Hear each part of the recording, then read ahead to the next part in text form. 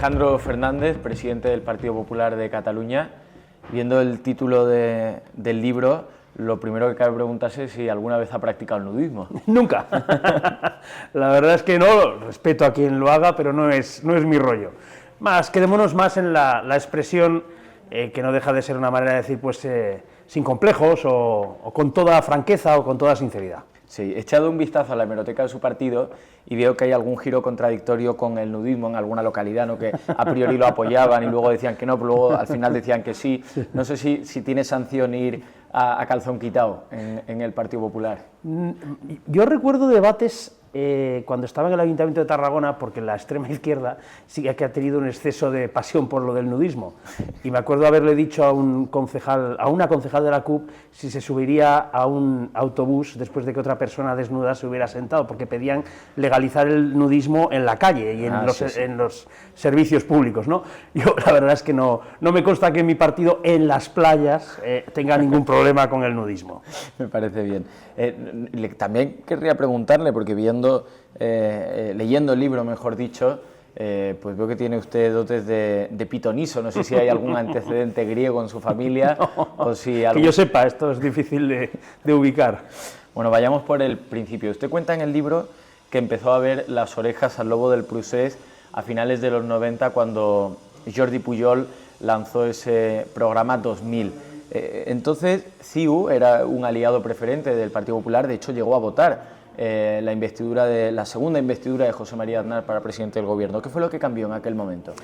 Lo primero es que también explico en el libro, y es una idea que siempre he defendido, nunca me ha parecido justo juzgar una época pretérita con los lentes de hoy, porque es injusto. Es decir, evidentemente en los años 90 la antigua Convergencia no había incumplido flagrantemente la ley, no había organizado un golpe de Estado y no se había convertido en un movimiento nacional populista, y por lo tanto tenían a un Miquel Roca, que fue ponente de la Constitución, o otros políticos, un ramillete de políticos que formaban parte de la legalidad y del sistema, y yo mismo he llegado a acuerdos en Tarragona con la antigua Convergencia, ¿no?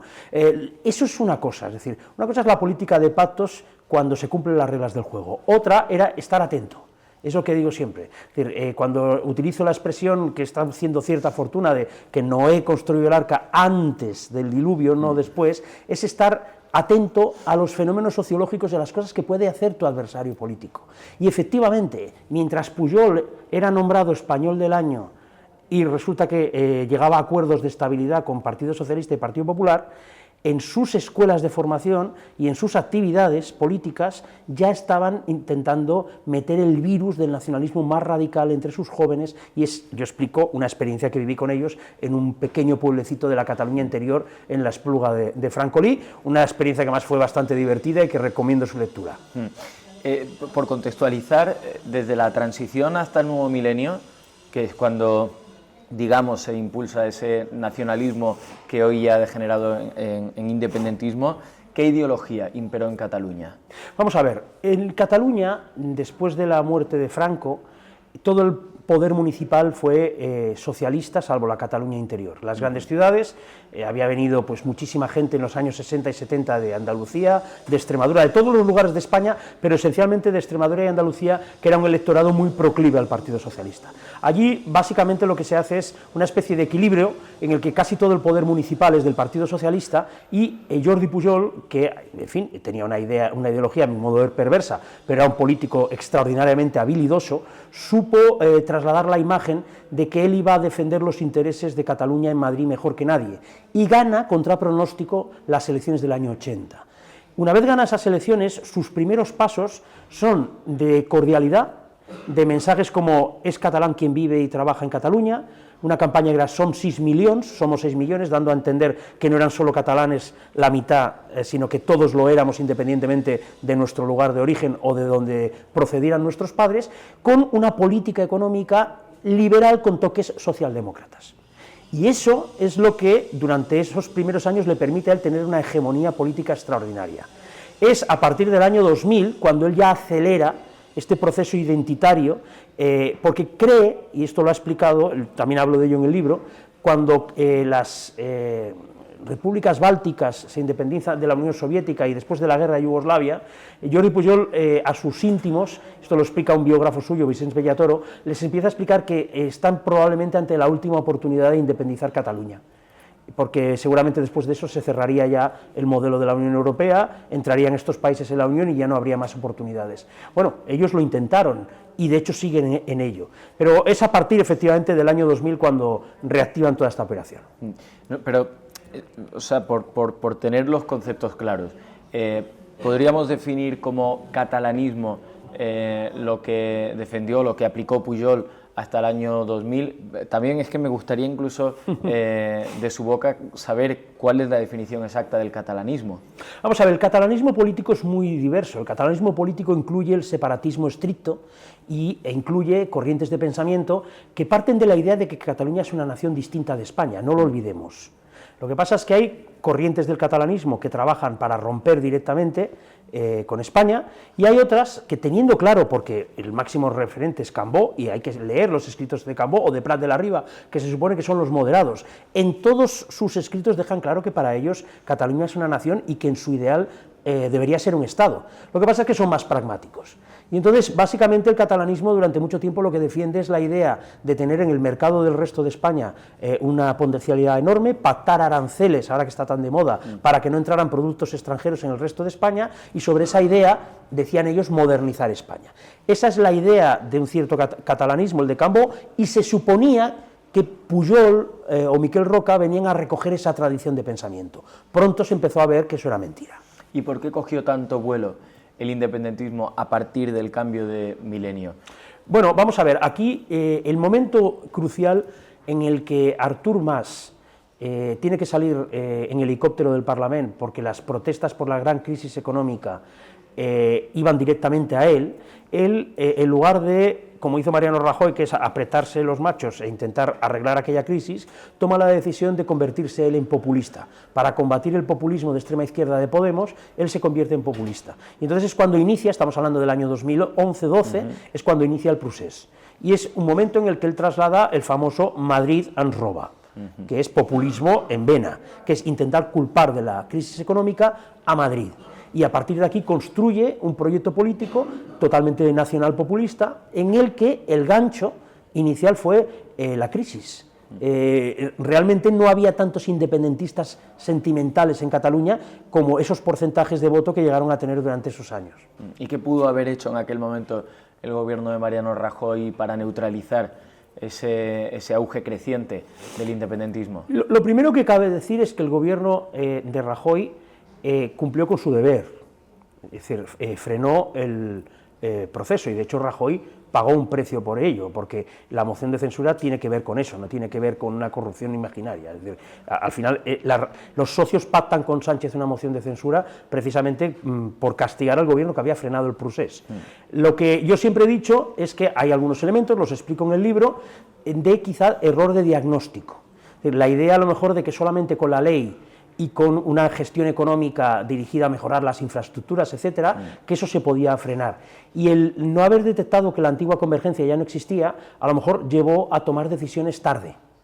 Y en momentos en los que a lo mejor si se hubieran tomado antes, lo explico en el libro, a lo mejor nos podíamos haber ahorrado. También dejo muy claro una cosa, y lo digo con toda la humildad, yo no sé exactamente lo que hubiera hecho si hubiera estado en esa situación, sí que explico lo que hice. Yo era portavoz parlamentario de mi partido y expresé públicamente mis opiniones, lo dejo claro en el libro, aunque asumo que la gestión de aquello era muy difícil.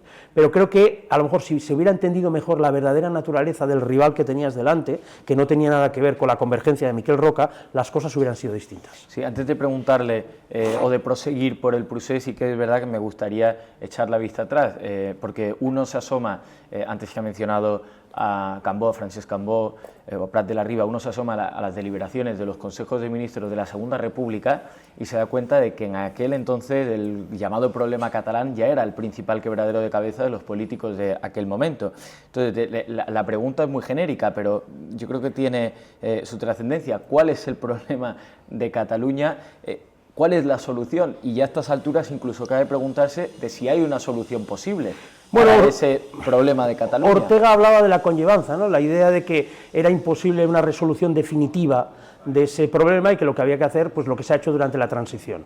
Ahora estamos en un momento de crisis y por lo tanto lo que a mi modo de ver hay que intentar primero es frenar una operación dirigida a cambiar la forma de Estado haciendo trampas. Eso para mí es peligrosísimo porque además es la antesala al derecho de autodeterminación, y luego ya veremos, porque es verdad, la ideología nacionalista va a existir siempre, pero es una ideología identitaria que basa la ciudadanía no en la igualdad entre todos los seres humanos, sino que es la adhesión a una determinada identidad la que te proporciona la ciudadanía. Si no tienes adhesión a esa idea nacional, directamente eres un colono, eres un ñordo, eres un butiflé, eres un traidor. Una ideología así es perniciosa por naturaleza. El nacionalismo identitario está detrás de los grandes desastres de Europa en el siglo XX. Por lo tanto, es una ideología que hay que combatir, asumiendo que siempre va a haber gente nacionalista que tenga esa visión. Pero lo que hay que hacer es, a mi modo de ver, no hay que intentar seducirles, hay que intentar derrotarles. Esa en las urnas, evidentemente, y se incumple la ley con los instrumentos que te dé la ley, pero que hay que intentar derrotarles. Con el socialista Maragall al frente de la Generalitat, Zapatero vino a proclamar el fin de todo problema catalán con un estatuto de autonomía que luego sabemos que pasó lo que pasó. Él venía a decir básicamente que sí iba a ser el bálsamo que neutralizara cualquier pulsión independentista. Ese estatuto decía cosas tan salvajes como que la justicia española dejaría de tener jurisdicción en Cataluña. Eso, evidentemente, es prácticamente una independencia de facto. Lo digo por la gente que cree que el Partido Popular se equivocó presentando un recurso al Constitucional. Evidentemente, ese recurso era absolutamente imprescindible, porque lo que pretendía ya ese estatuto era el desmantelamiento del Estado en Cataluña, eso que están intentando hacer ahora y que, por cierto, Sánchez está permitiendo y está liderando. Por lo tanto, Maragall, si de algo se le puede acusar, no solo no resolvió el problema de Cataluña, lo que hizo fue convertirse en más nacionalista que Pujol, a doblar la apuesta y llevar a un atolladero a Cataluña, por cierto, desde el Pacto del Tinell, que es un cordón sanitario a un partido democrático como es el Partido Popular. Es decir, Maragall fue un buen alcalde de Barcelona, un nefasto presidente de la Generalitat. En el punto más álgido del procés emerge una alternativa constitucionalista que de hecho llega a ganar las elecciones, que Ciudadanos, pero no logra el apoyo suficiente para gobernar. Le iba a hacer una pregunta que me acaba de responder, porque precisamente le quería preguntar si para poder armar una mayoría que permita gobernar al constitucionalismo en Cataluña hay que seducir a los independentistas, porque al final los números son los que son. No, de hecho, aquellas elecciones, en los partidos no independentistas nos quedamos a un escaño de poder tener esa alternativa. Lo que, la pena para el constitucionalismo catalán fue que los líderes de Ciudadanos se fueron todos de Cataluña. En lugar de perseverar y seguir insistiendo, a las primeras de cambio, después de ganar brillantemente unas elecciones, pues se fueron. Yo creo que Ciudadanos es un proyecto político que nos ofrece algunas pistas de las cosas buenas que se pueden hacer y algunas pistas de las cosas erróneas que hicieron. Por lo tanto, yo me quedo con lo positivo. Lo primero que demostraron es que no es necesario ser nacionalista para ganar unas elecciones en Cataluña. Siempre se ha dicho que hay que ser o nacionalista o medio nacionalista como el PSC. No. Ganaron unas elecciones ampliamente desde una posición netamente constitucionalista. Por lo tanto, ese mito ya se rompe. Es cierto que en unas circunstancias muy concretas, después del golpe de Estado, y por tanto, pues esas circunstancias no se producen cada día. Pero ya en las anteriores habían sacado 25 escaños.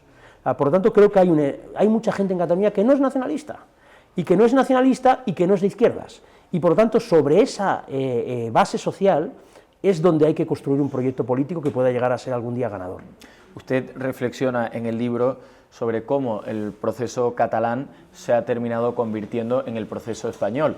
Y yo quería preguntarle por Pedro Sánchez, porque es verdad que el Partido Socialista de Pedro Sánchez, y usted lo reconoce, apoyó, mejor dicho, la aplicación del artículo 155 de la Constitución en Cataluña, en un momento crítico para la comunidad autónoma.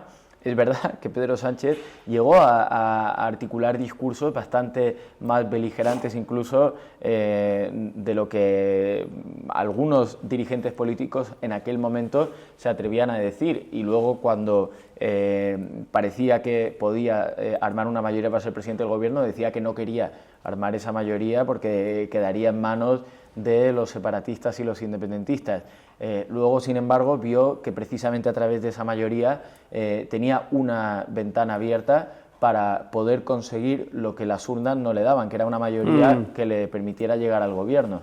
O sea, al final, yo lo que aprecio aquí es, a diferencia de Zapatero, que sí le veo una convicción personal de que España tiene que encaminarse hacia esa república confederal plurinacional, Pedro Sánchez más bien seguía por un interés de estar en el poder. Evidentemente, si por estar en el poder tuviera que pactar con el partido del cannabis, lo haría sin pestañear. Él lo que quiere es mantenerse en el poder porque efectivamente no tiene ideología, pero él ha llegado a la conclusión de que es esa república confederal plurinacional la que le puede permitir a él eternizarse en el poder con la actual mayoría parlamentaria que tiene. Por lo tanto, va a apostar por ese modelo. Efectivamente, tal vez no lo tenga tan intelectualmente asumido como Zapatero, que realmente cree en eso, que por cierto es la tradición del Partido Socialista. El Partido Socialista, el periodo de Felipe González, es la excepción a una historia en la que nunca han apostado por la idea de que España sea una nación. Ellos creen que es una suma de naciones, una confederación, suma de naciones, y que España es pues, prácticamente un problema o un invento. No, España es la nación, y luego tiene unas comunidades, pero la nación es España.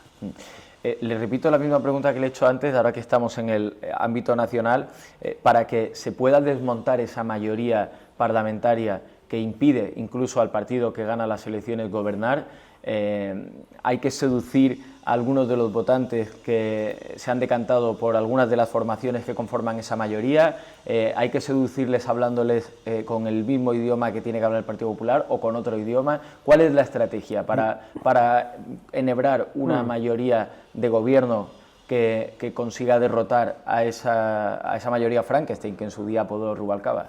Yo creo que basta con que el Partido Popular aglutine toda la base social que ha llegado a darle en el pasado dos mayorías absolutas. Y creo que eso evidentemente ahora no es sencillo, porque hace tiempo que la derecha se dividió primero en tres, ahora en dos, ahora dos y medio, porque también está por ahí, hay alguna fórmula que no se sabe muy bien qué es. Yo creo que el proyecto tiene que ser aglutinar en torno al Partido Popular una base social, una mayoría que envía a la oposición a los separatistas y a la izquierda. Yo creo que vamos por el buen camino, pero creo que es muy importante, y yo reconozco que aquí hago un papel un poco, pues lo asumo, ¿no? No diría de agorero en absoluto, simplemente de trasladar la idea de que con gestionar muy bien algo que lo hace mejor que nadie el Partido Popular, eso nadie nos lo discute, nuestros gobiernos municipales, nuestros gobiernos autonómicos, con gestionar muy bien no basta.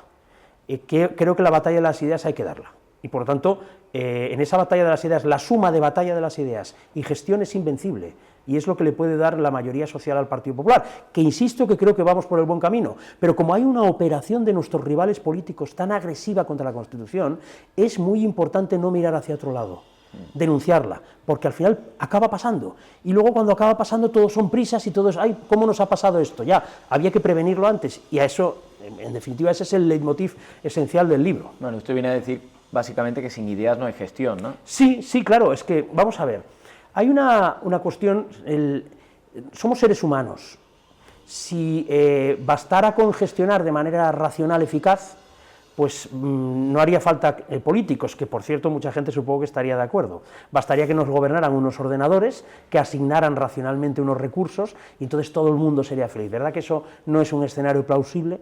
No, estamos en una sociedad de seres humanos, y por tanto las pasiones son muy relevantes. Conviene recordar que hay muchísima gente que está votando irracionalmente, en contra de sus propios intereses. Mucha gente que por emociones, si se las manipulan por parte de la izquierda y el nacionalismo convenientemente, acaban votando seguramente en contra de sus principios más profundos. Eso es la batalla de las ideas, y es una batalla que hay que dar, y creo que nuestro partido, históricamente, ha priorizado la gestión sobre las ideas, y que cuando eso ha ocurrido ha habido políticos que se han dedicado más a la batalla de las ideas, y yo cito en el libro Vidal Quadras, a Jaime Mayor Oreja, a Cayetana Álvarez de Toledo, que curiosamente luego han tenido más problemas para integrarse en las dinámicas del propio partido. No sé si a mí me estará pasando algo parecido o no. Yo soy afiliado desde los 18 años y me ha tocado hacer de todo, ¿no? Y he tenido responsabilidades desde las nuevas generaciones y por lo tanto soy del Partido Popular, y a mucha honra, pero es verdad que ahora mismo estamos en un momento crítico en el que solo con la gestión no será suficiente. Vamos a sacar la bola de cristal porque usted escribe una hoja de ruta con 8 puntos, de los indultos, la amnistía, sí, la inhibición del Estado en el cumplimiento de las sentencias lingüísticas. Con parada final, el 8º punto sería el referéndum. ¿Cuánto tiempo le da al referéndum? Como os comentaba antes, yo escribo el libro en diciembre y esperaba que no fueran tan rápido. Y cuando este fin de semana escucho a Zapatero en La Vanguardia y a Pablo Iglesias en el diario Ara explicar lo mismo a favor de una república confederal plurinacional, digo, estos van a empezar ya a acelerar todo esto. Lo van a acelerar. ¿Y acelerar qué significa? Que primero van a intentar resolver la cuestión procesal de Puigdemont y con la connivencia y cooperación necesaria de Conde Pumpido, intentar meter una mutación constitucional para cambiar la forma de Estado sin respetar las reglas de juego y sin respetar a la propia Constitución en su mecanismo de reforma. Eso ya sé que es un poco imbricado, que dicho así alguno dirá, bueno, esto es lo que van a hacer. Y creo que están ya acelerando el momento de intentarlo. Y ante esa posibilidad, ¿su partido qué puede o debe hacer? Yo creo que mi partido, y lo digo, yo hago una propuesta de reforma constitucional. No es un nuevo proceso constituyente, es una reforma.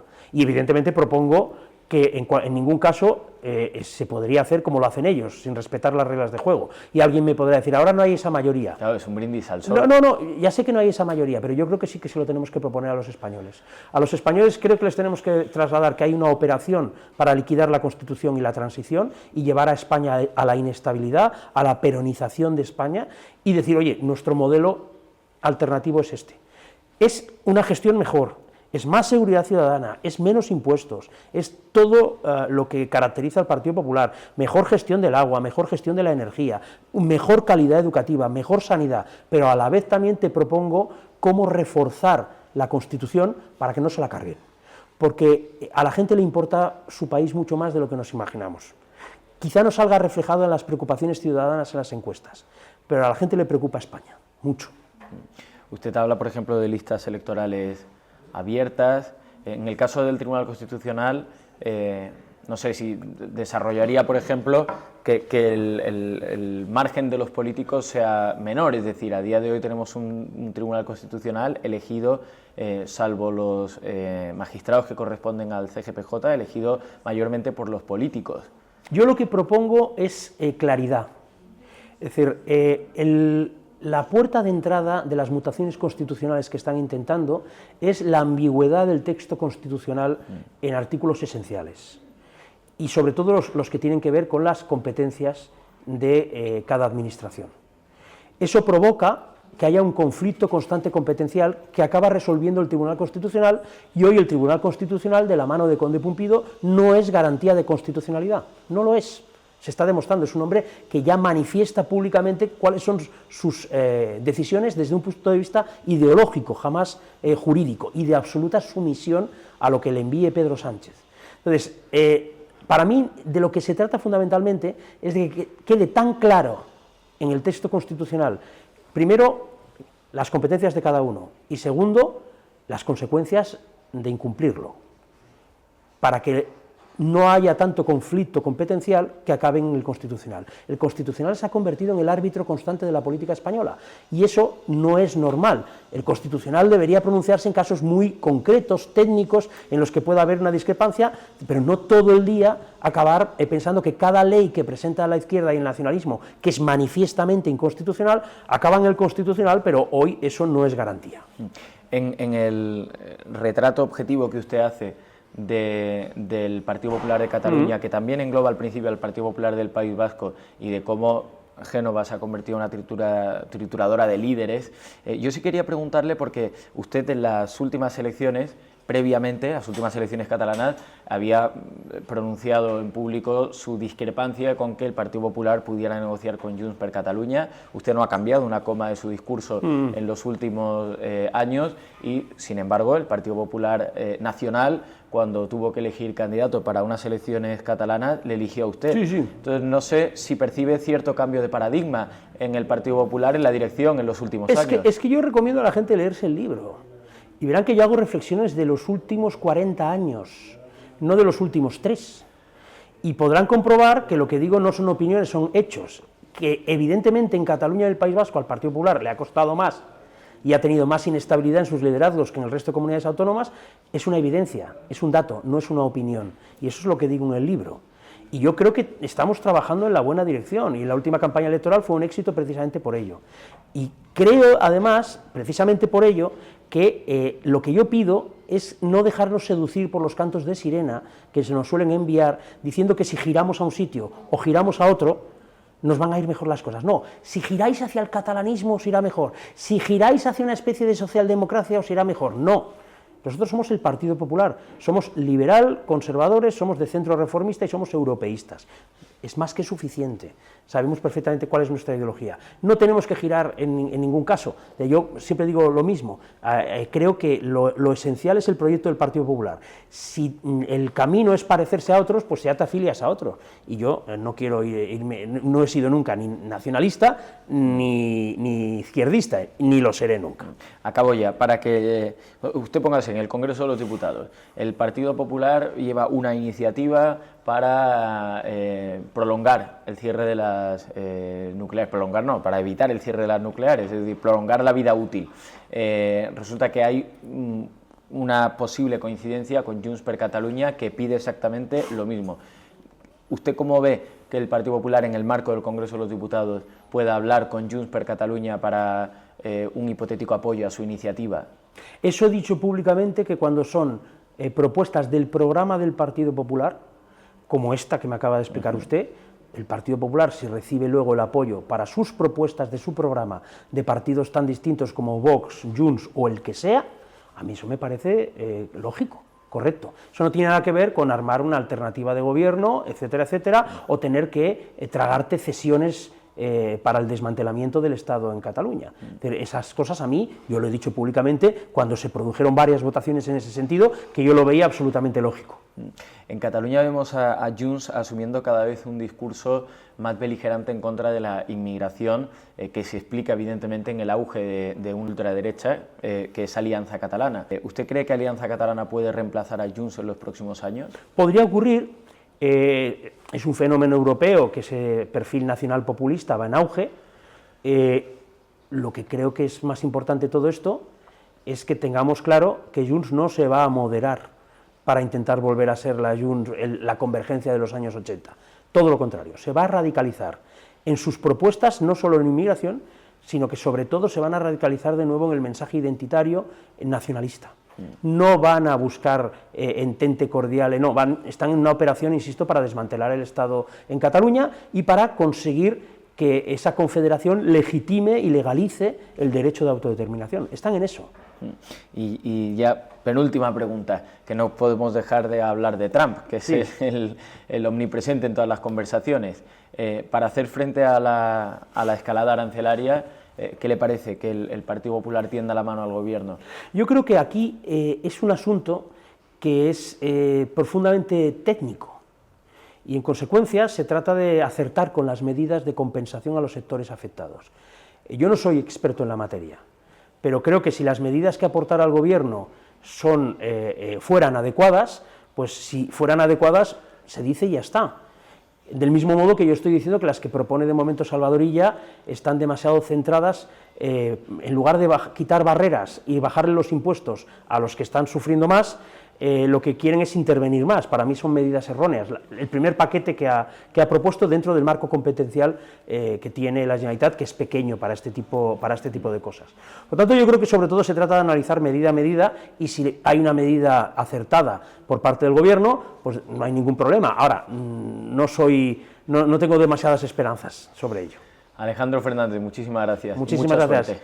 Un abrazo muy fuerte y encantado de estar con vosotros hoy aquí.